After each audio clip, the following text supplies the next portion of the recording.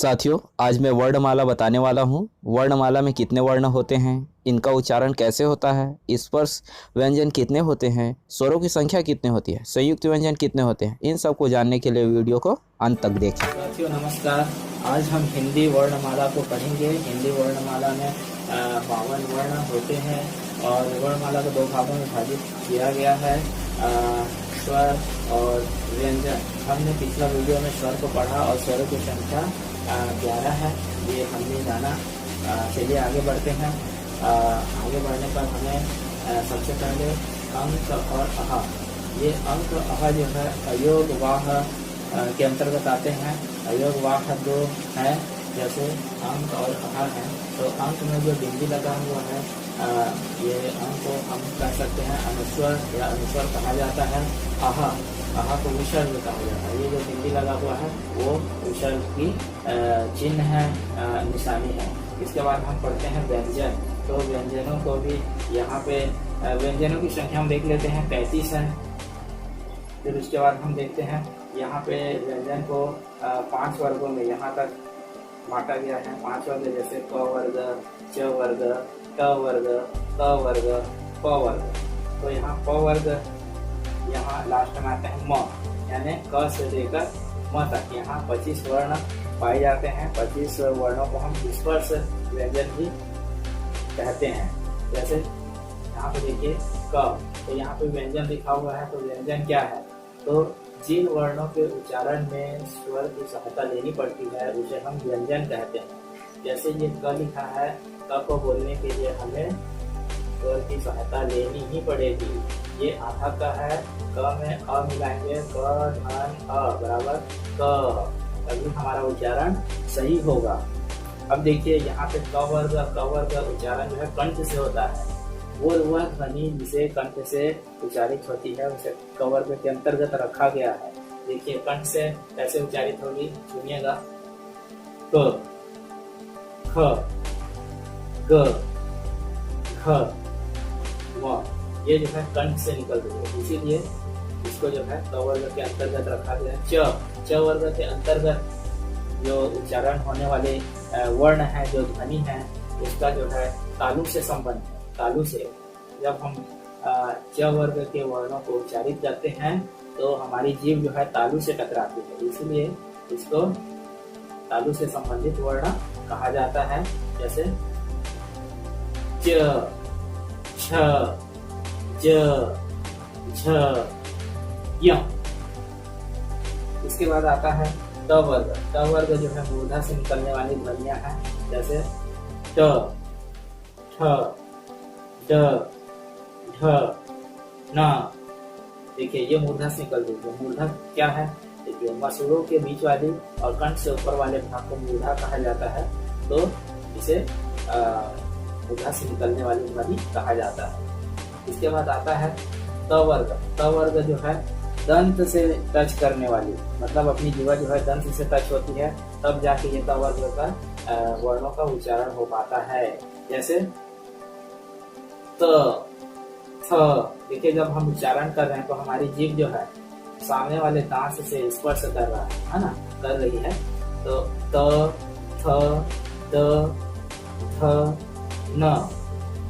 इसके बाद आता है प वर्ग।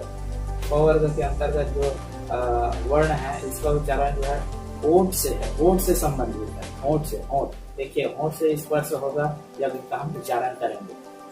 प, फ, ब, भ, म, ये हो गया। इसके बाद आता है य, र, ल, व। देखिए ये चारों जो है अंतस्थ व्यंजन के अंतर्गत आते हैं, अंतस्थ व्यंजन है। अंतस्थ व्यंजन किसे कहा जाता है?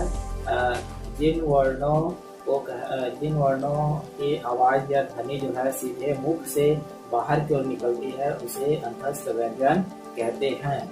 देखिए सीधे अंदर से बाहर की ओर निकलती है इसकी ध्वनि। य, र, ल, व।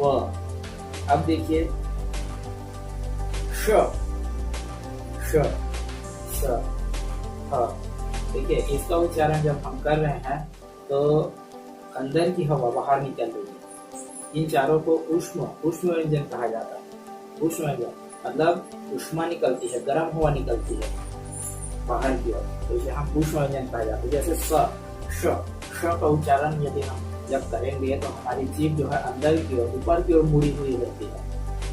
श और जब ये षकों का श को हम उच्चारण करते हैं तो हल्का सा थोड़ा सा खुलता है श। अब ये श को बोलते बोलते जीभ जो है थोड़ा सीधा होने लगता है श। फिर यहाँ पे पूरा सीधा होने के बाद सीधा हवा के साथ अ, तो इसको उष्ण व्यंजन कहा जाता है। इसके बाद आता है अब श, त्र, य, श। तो इन चारों वर्णों को, इन चारों अक्षरों को जो है संयुक्त व्यंजन कहा जाता है। संयुक्त व्यंजन क्यों कहा जाता है? क्योंकि ये दो या दो से अधिक व्यंजनों से मिलकर बना होता है, इसीलिए इसे संयुक्त व्यंजन कहा जाता है। जैसे अक्षर को मैं समझाऊंगा, जैसे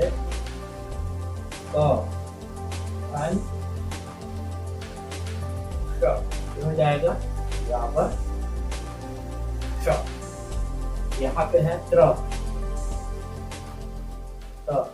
और ये र बराबर त्र, ठीक है।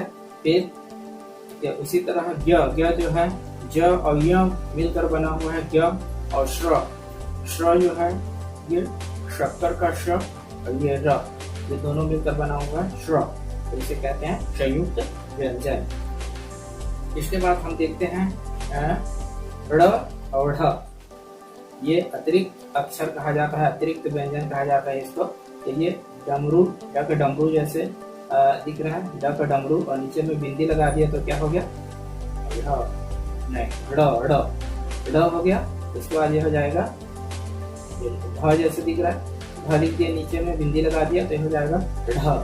जैसे हम रायगढ़, तो रायगढ़ जो बोल गलत उच्चारण, रायगढ़ ये सही उच्चारण।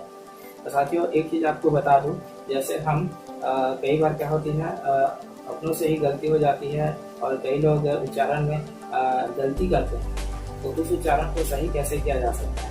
जैसे त है, त को कई बच्चे क्या पढ़ते हैं?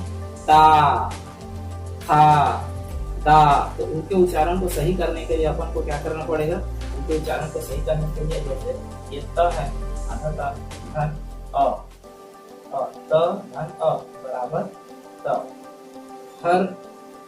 मैं आपको पहले ही बताया हूँ कि हर वर्ण में स्वर मिला हुआ है, इसीलिए आधा त है, इसमें अ मिलाएंगे तभी ये त कहलाएगा, न कि ता कहलाएगा। ठीक है, तो साथियों ये तो हो गया वर्णमाला की जानकारी। इनकी संख्याओं को भी हमने जाना कि कितने कितने हैं। तो एक बार और आपको बता दूं, जैसे स्वर की संख्या 11 है ना, और ये अतिरिक्त अक्षर के अंतर्गत आते हैं। तो ये दो और ये दो 4 हो गए, अतिरिक्त व्यंजन 4 हो गए, और ये व्यंजन 35 और संयुक्त व्यंजन 4। इसी प्रकार मैंने व्हाइट बोर्ड पर प्रदर्शित कर रखा है। स्वरों की संख्या कितनी है? स्वरों की संख्या 11 है। व्यंजन की संख्या कितनी है? 35 है। व्यंजन की संख्या 35 है। संयुक्त व्यंजन की संख्या 4 है, और अतिरिक्त व्यंजन की संख्या 4 है। तो अतिरिक्त व्यंजन की संख्या 4 है, तो कुल वर्ण कितने हुए? 52 हुए। तो इस प्रकार से हमारे हिंदी वर्णमाला में कुल 52 वर्ण होते हैं। साथियों आपको बता दूं, हमारी मातृभाषा हिंदी है, तो मेरा उद्देश्य यही था कि हम जो हिंदी ठीक से नहीं पढ़ पाते, ठीक से उच्चारण नहीं कर पाते, तो उनके लिए यह जानना बहुत ही जरूरी है। इसलिए यह वीडियो मैंने आप सभी के लिए बनाया है, और यदि आपको समझ में आया होगा तो बिल्कुल लाइक करें और सब्सक्राइब करें। धन्यवाद, थैंक यू वेरी मच।